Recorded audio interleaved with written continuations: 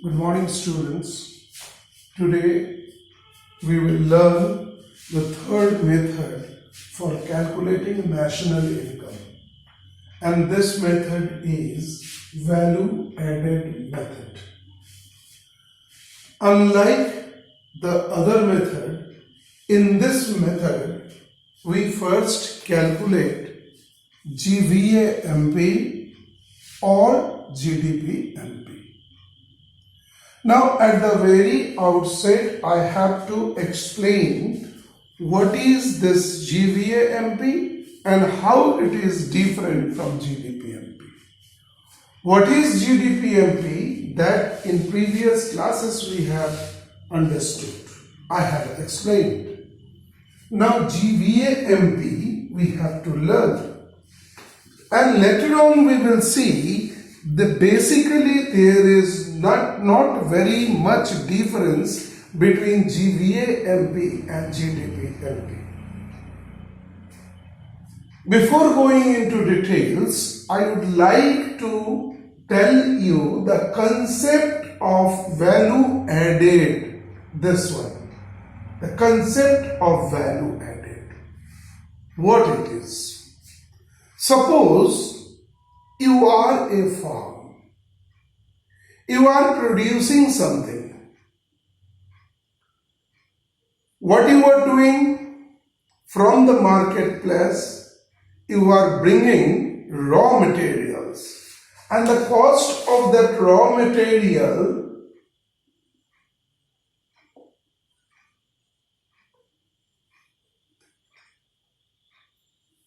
let it be rupees 20. And after bringing the raw material, you are giving this raw material to your factors of production or agents of factors of production, namely land, labor, capital and entrepreneurship. Now these four factors of production works over this raw material, and it converts this raw material into the finished good. The ultimate good that you receive with the help of the factors of production is the finished goods. The raw material changed its form and a new good is produced, that is known as the finished goods or final good. Now suppose the value of this final good is rupees 100. Now dear student, you just see in this hypothetical example what our producer is doing. Our producer is purchasing the raw material of rupees 20 and he gives it to its factors of production, land, labor, capital and enterprises, and with the help, with the coordination of these four factors of production, raw material is converted into finished goods whose money value is rupees 100. So what our producer is producing, what value our producer is adding? Our producer is covering a distance from rupees 20 to rupees 100, not from rupees 0 to rupees 100. What it means, in this case, the value added in this hypothetical example is 100 minus 20 is equal to rupees 80. Now this rupees 80 is known as value added. And this rupees 80 is the credit of land, labor, capital and enterprises, the four factors of production. A part of this rupees 80 will go to land in the form of rent. A part of rupees 80 will go to the labor in the form of wages and salaries. A part of rupees 80 will go to capital in the form of interest, and after this rent, wages and salaries and interest, is anything remains, that is known as the profit, and that is known as the reward of the producer or reward of the enterprises. So this is the basic concept of value added. Now students, suppose there are 20 firms in your industry. In this 20 firms in the nation, there are 20 firms in the nation which are manufacturing certain goods. Different goods they may be, but they are manufacturing the goods. So what these 20 firms are doing in the nation? They are purchasing the raw material, different types of raw material. They are putting it into the process. They are taking the help of land, labor, capital and enterprises. And with these land, labor, capital and enterprises, the raw materials are converted into finished goods. So you can find out the value added of each firm separately in the same way. And whatever value added is calculated is done by each firm, that is known as GVAMP. That is known as GVAMP. So what is GVAMP? Gross value added at market price. Usually it is done by a particular firm or industry, and its value will be calculated by the value of output minus value of input. This is GVAMP. Right now I told that there are 20 firms in the nation, and these 20 firms individually, they are producing certain commodity, and all these 20 firms will have some GVAMP. They will differ, but these 20 firms must have their GVAMP. When all these GVAMPs are added, we will get GDPMP. So GDPMP is summation of GVAMP. If 20 firms are there in an economy, then GVAMP of these 20 firms, when togetherly added, we will achieve at GDPMP of the economy. Remember, this GDPMP and GVAMP are almost the same thing. The only difference between the two is GDPMP is equal to sigma GVAMP. Suppose instead of talking about a particular firm, if the value of output of the economy and value of input of the economy are given to you, then simply by subtracting the value of input from the value of output, we can find GDPMP. So GDPMP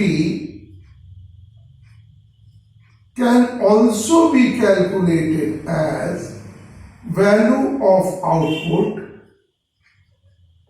minus value of intermediate consumption or value of input.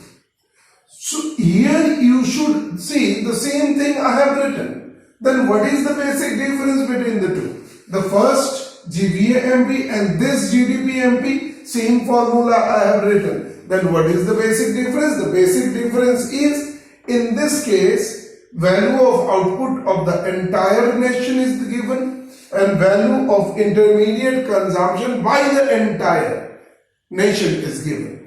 Entire nation means it covers all the farms, all the producing units in the nation. So if in your question, if simply value of output and value of intermediate consumption is given without any mention of farm or industry, take it to be granted that this is an information of value of output of the entire nation, entire economy. And in that case, it will not be GVAMP, rather it will be GDPMP. Once you have calculated this GDPMP, you can go for the conversion formula if required to find any national income or any other aggregates. Suppose after GDPMP you are, so first attempt you calculate GVAMP or GDPMP. Now often in our question we find calculate NVAFC. So what is the thing? GVAMP we will find out by value of output minus value of input. Then we will find out NVAFC simply by using the conversion formula. What is the conversion formula? NVAFC is equal to GVAMP from G to net minus depreciation, from MP to FC minus NIT. That is the conversion formula. We will put the value of depreciation, we will subtract depreciation and NIT from GVAMP, gross value added at market price, and we will arrive at net value at factory cost. With this very formula, we can find out. One more thing I would like to tell you. Value of output consists of sales plus change in stock. Now this sales in the numericals, when you will go for solving the numericals, if sales figure is given to you, at the same time, if export is given to you, you will not consider the export. Why? The very reason is that sales include export. But on the other hand, try to understand this. In a question, you are given with sales figure and export is also given. Export is also sale, we know. When we sell the commodity within the domestic territory of a country, that is known as domestic sales, and when we sell the commodity across the country, then it is known as the export. So if in a question, sales and export, both the figures are given to you, you will not take export figure because it is already included in sales. But on the other hand, suppose in some question, domestic sales are given to you and exports are also given to you. So domestic sales means sales within the country and export means sales outside the country. In this case, both the figures to be added. You have to add domestic sales plus export to get sales. So if sales and export is given, don't take export. Sales will do. And if domestic sales and export both are given, then add domestic sales with export to arrive at sales. Similarly, suppose purchase is given to you. Purchase. And import is given to you. Import. Purchase and import are the same thing. When we purchase something within the country, it is known as the domestic purchase. And when we purchase a certain raw material from outside the country, it is known as import. So if purchase figure is given to you, purchase of raw material and import of raw material both are given, don't take import because this import is included in purchase. On the other hand, if domestic purchase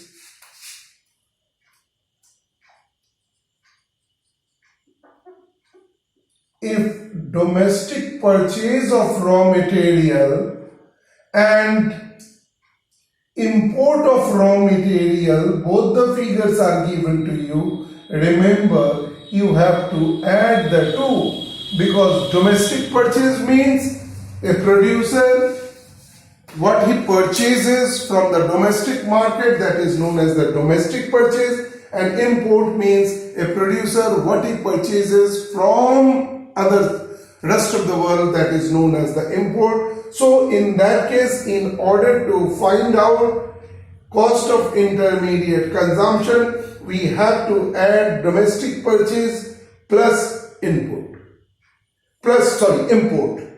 But if purchase and import, both the figures are given to you, purchase means total purchase. It includes domestic purchase as well as import. So we will not take import in consideration. If sales figure is given to you, it means in this sales figure, domestic sales is there. Along with that, export figure is also there. So don't take export separately. And you students, you know that change, I have explained several times, that change in stock means closing stock minus opening stock. I hope with this much concept, you can start doing the sums of the value added method. So try to understand the sketches that I have made on the board, go through it and try to solve the sum. Remember, whatever we have learned so far is only the calculation of national income and its related aggregates by income method first, then expenditure method, and today by value added method. And in this connection, we have come to know lot of terms. After this, we have to go into the theory in details. What is normal resident, what is domestic territory, what are the items that will be included in the calculation of the national income, which are domestic territory, which are the items in the, whether the following items fall in the domestic territory or not. Such type of questions we will discuss in our subsequent classes. So all about today, value added method. So in the next class we will meet. Till then, goodbye students.